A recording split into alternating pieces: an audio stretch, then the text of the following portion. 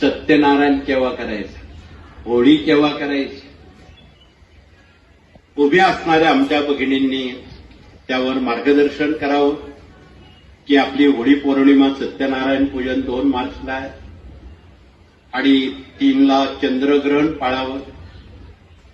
सूर्योदयापासून वेध सुरू होतात. अशक्त आजारी या लोकांनी 11 वाजेपासून वेध पाळावेत आणि ग्रहण स्पर्शापासून तर मोक्षापर्यंत तेवढ्या वेळेत तुमचे सारे स्तोत्र मंत्र तुम्हाला माहित आहे.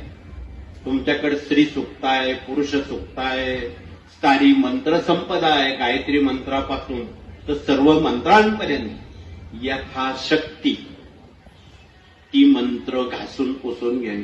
घासून पुसून याचा अर्थ तुम्ही जशी भांडी जुनी वापरात आणताना स्वच्छ करतात तसं ते मंत्र उजाळून घ्यावेत.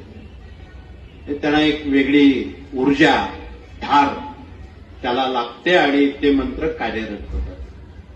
म्हणून आपण या ग्रहणाचं औचित्य घेऊन आपण मराठी अस्मितेकडे वळताना